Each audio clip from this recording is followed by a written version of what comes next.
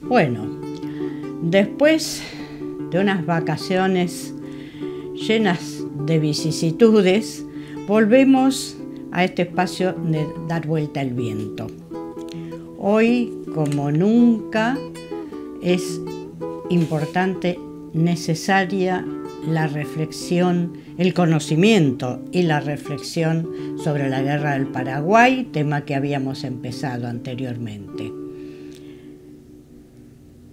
¿Por qué? Porque detrás de una cortina de información sesgada, de información mentirosa, de confusión generalizada, se esconde un peligro real para la región y para nuestro país. Y el peligro real es la pérdida de soberanía y la pérdida entonces de los recursos que nos son propios, que es lo que le pasó a Paraguay en 1865.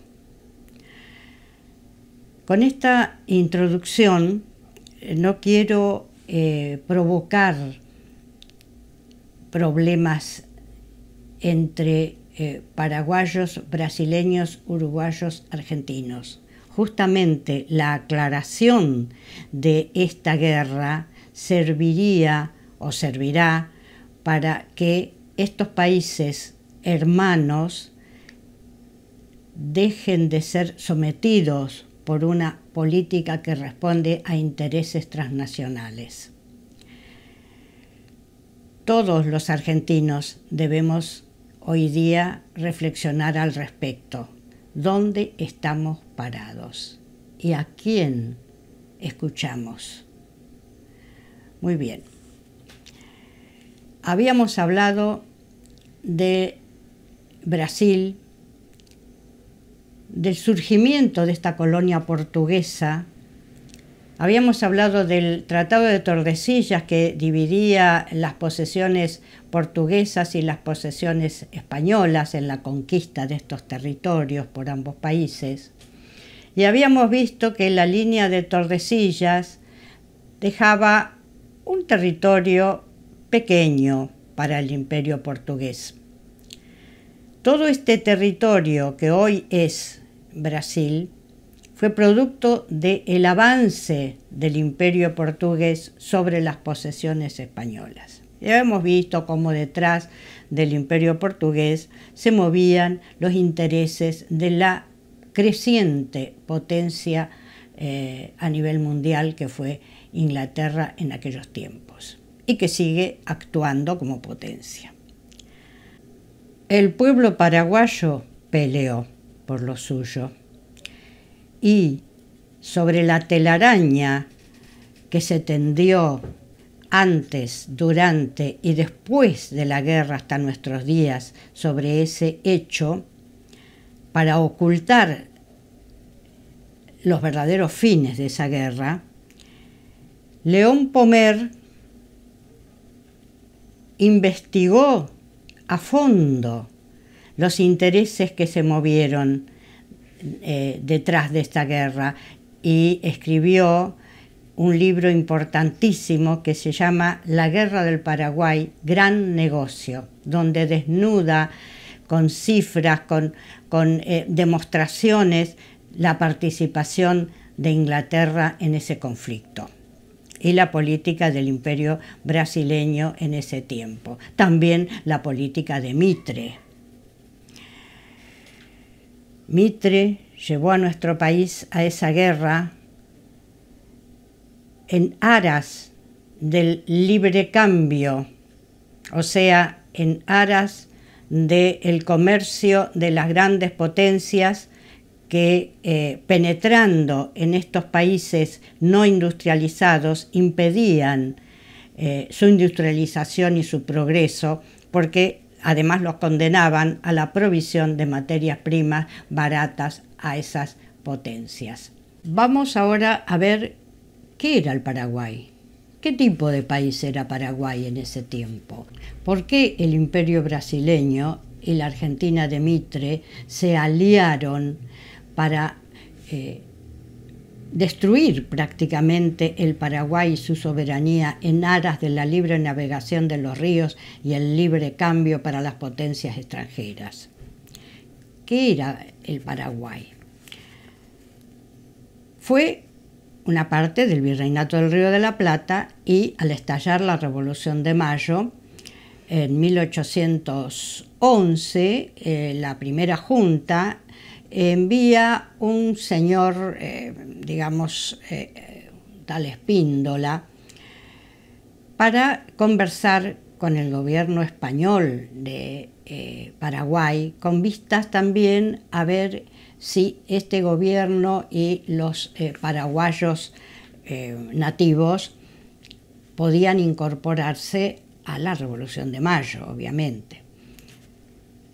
Este señor Espíndola, poco feliz en su trabajo, lo único que logró fue intrigar, sembrar cizaña, por lo cual el gobernador español, lo despachó con su misión incumplida. Meses después, la primera junta opta por enviar, muy buena decisión, enviar a Belgrano con una expedición militar de 900 hombres, pero Belgrano tenía el objetivo de Belgrano era más bien político que militar. Y si bien fue derrotado militarmente por las tropas españolas y paraguayas, logró ponerse en contacto con los oficiales paraguayos del ejército español. Y evidentemente sus conversaciones fueron muy convincentes y encontró allí, según sus palabras, una honda conciencia nacional paraguaya. Allí el pueblo guaraní estaba, hubo un mestizaje muy importante entre españoles y guaraníes, y había un pueblo paraguayo que sentía el Paraguay como su nación. Poco tiempo después de esta expedición de Belgrano, dio sus frutos y un grupo de oficiales paraguayos, con Gaspar Rodríguez de Francia a la cabeza, expulsan al gobernador español y se hacen cargo del gobierno de esta, provincia, por decirlo así, del Virreinato del Río de la Plata, que ya va siendo ex virreinato, ¿sí? Porque la Revolución de Mayo está en marcha.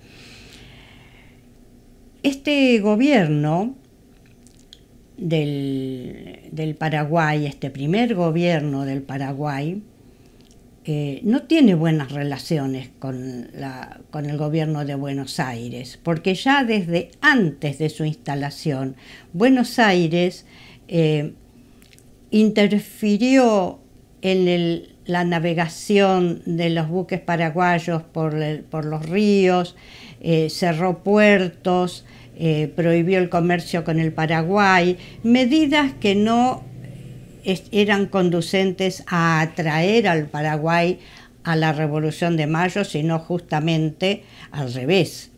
Si Buenos Aires le cobraba a los productos paraguayos, como el tabaco y la yerba, los mismos impuestos que le cobraba el rey de España, en realidad los paraguayos podían legítimamente pensar que lo que estaban haciendo era cambiar de dueño. La política de Buenos Aires nunca fue proclive a incorporar al Paraguay. Es más, mucho tiempo después, ya cerca de la guerra, Juan Bautista Alberdi dice: quien en realidad encierra al Paraguay no es el Paraguay, es Buenos Aires quien lo encierra, con sus disposiciones contra el comercio, contra los productos paraguayos. Bien. En 1814, Rodríguez de Francia convoca a una asamblea o congreso, no importa cómo le llamamos, donde concurren 1000 representantes de todo el pueblo paraguayo, de todas las clases sociales, porque estos representantes se elegían cada 20 familias un representante. Esa decisión involucra a todo el pueblo paraguayo en el rumbo político y económico que va a tomar este gobierno.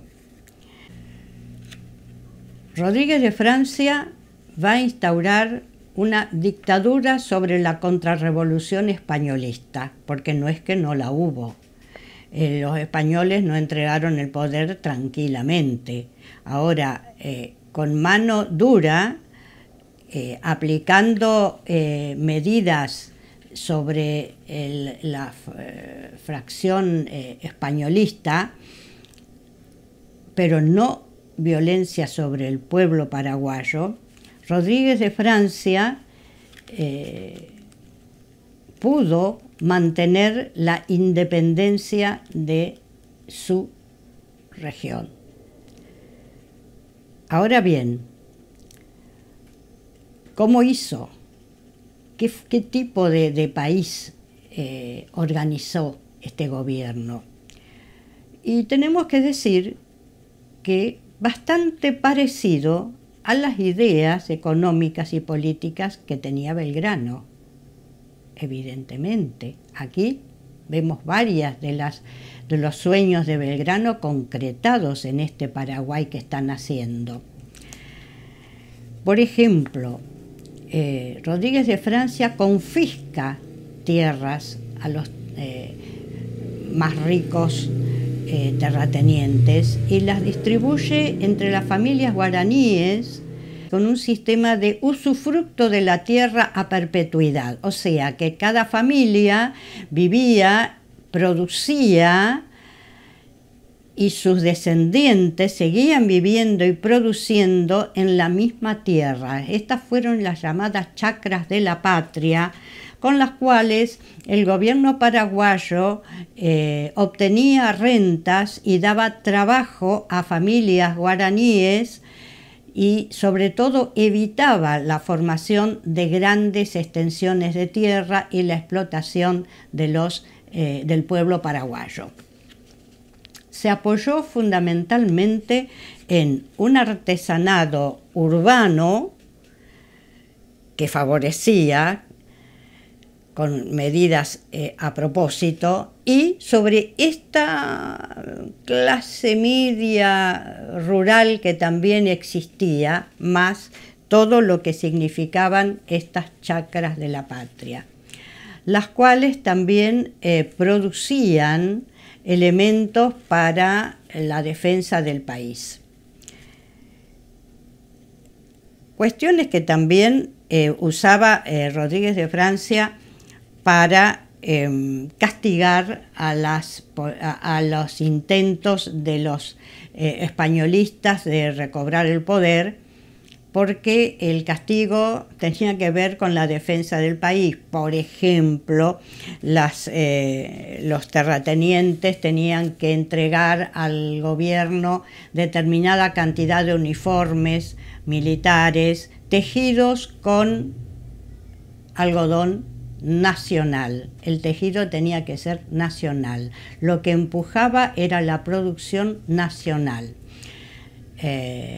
No dijimos todavía que Paraguay producía maderas importantes, maderas de construcción, para la construcción, mejor dicho, yerba mate, algodón, y en las chacras de la patria se trató de diversificar también la producción con legumbres y otro tipo de alimentos.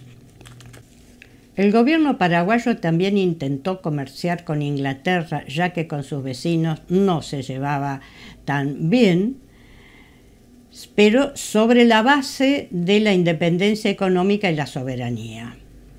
Por supuesto, no tuvo éxito. Inglaterra no reconocía ni uno ni otra cuestión. Para 1842, el sucesor de Rodríguez de Francia, Carlos Antonio López, cuando asume el gobierno,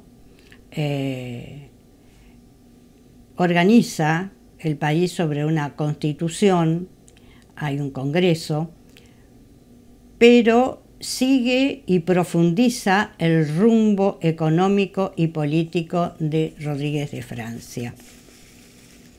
Nacionaliza la yerba mate y las maderas para la construcción. Hay que decir que el comercio exterior del Paraguay siempre estuvo en manos del Estado. O sea, el Estado compraba a los productores y sin intermediarios vendía en el mercado internacional cuando había precios altos, con lo cual favorecía a los productores. Carlos Antonio López va a apuntar a la industrialización del Paraguay. Va a fundar en el Ibicuy una fundición de hierro. Mejor dicho, va a instalar en el Ibicuy una fundición de hierro, primera y única en toda América Latina, que se va a dedicar a fabricar maquinarias agrícolas, también armas.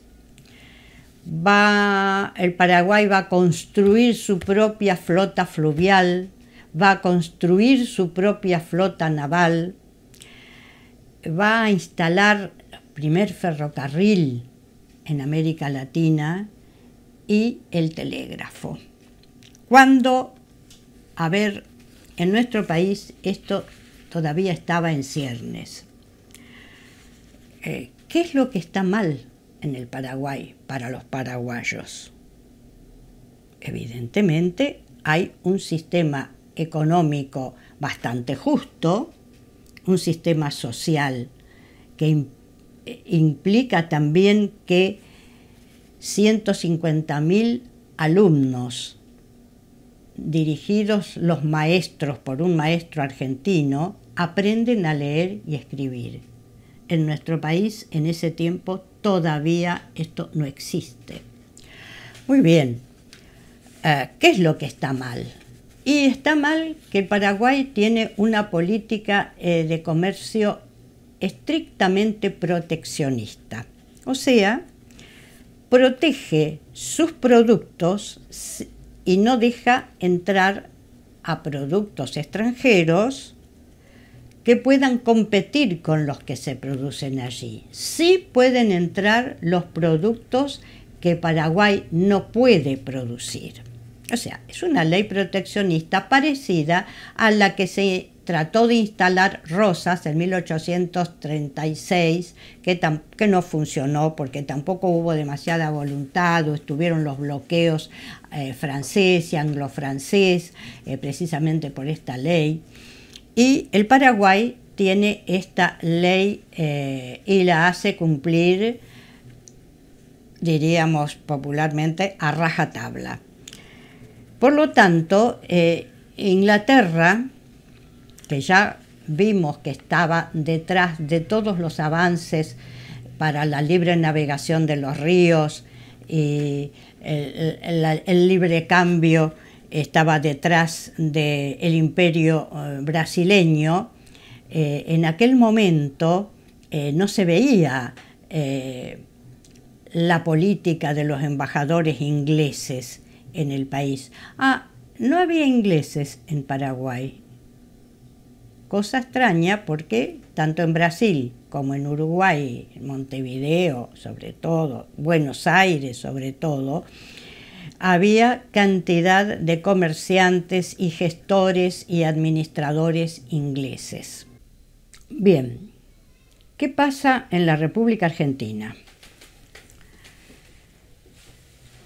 Finalizada la larga guerra civil, casi de 50 años, entre los intereses del puerto de Buenos Aires, o sea, la tendencia centralista de Buenos Aires y los reclamos de federalismo de las economías regionales, enfrentamiento que tuvo muchísimas batallas. Se levantaban las provincias con sus montoneras, al frente los caudillos. Buenos Aires comerciaba en un librecambismo que beneficiaba únicamente a Buenos Aires y a los latifundistas, o sea, los estancieros, ganaderos de la provincia de Buenos Aires y a lo sumo del sur de Entre Ríos, sur de Santa Fe. Pero realmente este centralismo porteño, que se expresó fundamentalmente en el gobierno de Rivadavia en su época de ministro de Hacienda de la provincia de Buenos Aires y también después durante la efímera presidencia, durante la cual perdimos la banda oriental, este centralismo termina triunfando de la mano de Mitre y todo los intereses precisamente ligados al puerto de Buenos Aires, de los comerciantes, los grandes comerciantes portuarios, esa burguesía porteña y, repito, los grandes estancieros. Después de la batalla de Pavón, que gana las fuerzas de Buenos Aires, y dicen los que saben que ganaron las fuerzas de Buenos Aires porque la caballería entrerriana nunca recibió la orden de entrar en batalla. Y parece que la caballería entrerriana era decisiva en cualquier batalla.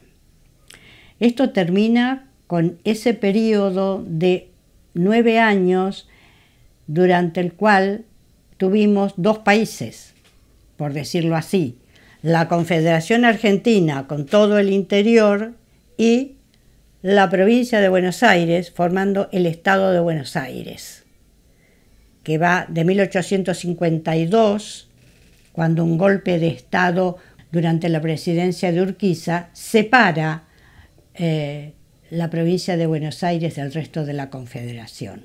Por lo tanto, la provincia de Buenos Aires no participa de la redacción de la Constitución de 1853. Hubo dos batallas.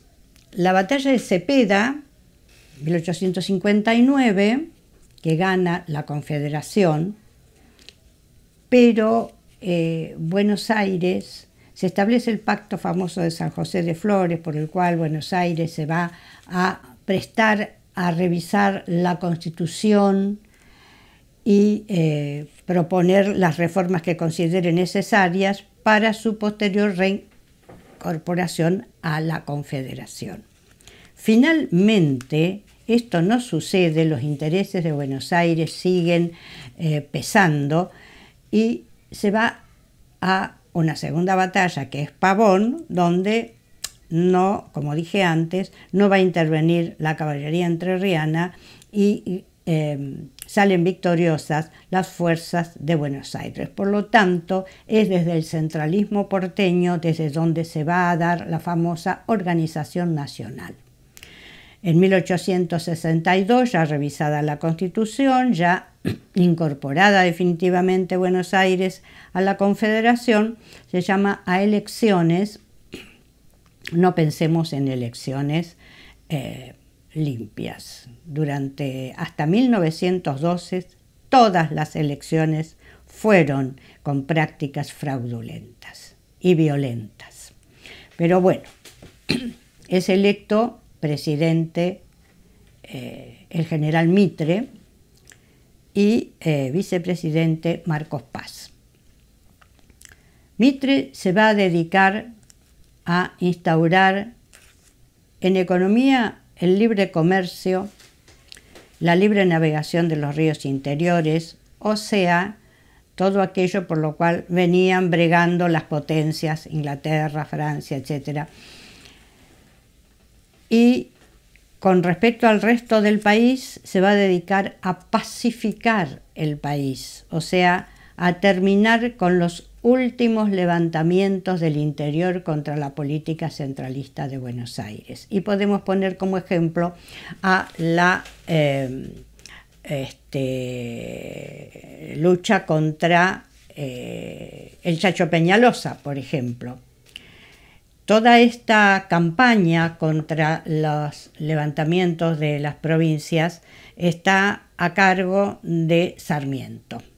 Mitre lo ha designado coordinador de las fuerzas nacionales que van a terminar con la resistencia de las provincias. Y la muerte de Peñalosa es un ejemplo claro de cuál era la forma de proceder a esta pacificación, porque como todos sabemos, el Chacho Peñalosa fue ejecutado cuando ya estaba rendido y había entregado sus armas. Cosa que Sarmiento festeja con palabras que, bien, no las vamos a repetir ahora, no vamos a cargar las tintas allí. En cuanto a la situación financiera, el comercio exterior arroja resultados negativos por efectos, lógicamente, del libre cambio.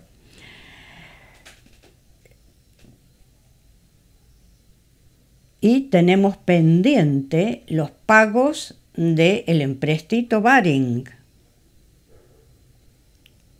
Y van a venir, lamentablemente, más empréstitos.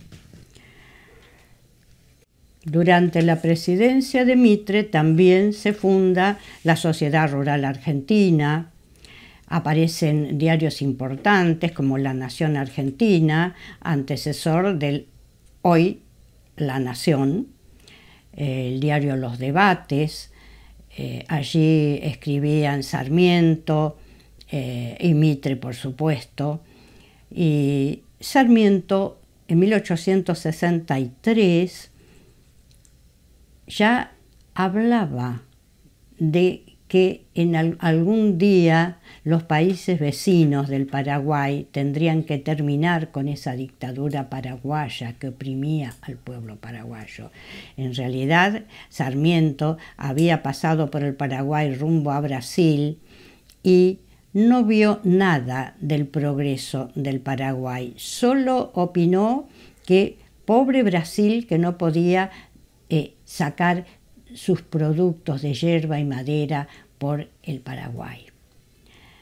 O sea, ya ahí en 1862-63 ya estaba pergeñándose esto de terminar con la dictadura paraguaya. Dictadura de la cual el pueblo paraguayo nunca se quejó. Así todo comienzan las políticas de acercamiento entre el imperio brasileño y el gobierno argentino, y allí hay un escollo porque el Uruguay, la República Oriental del Uruguay, de la cual vamos a decir algo en la próxima entrega, tiene un gobierno amigo del gobierno paraguayo. En Uruguay hay dos partidos, el Partido Colorado y el Partido Blanco. El Partido Blanco,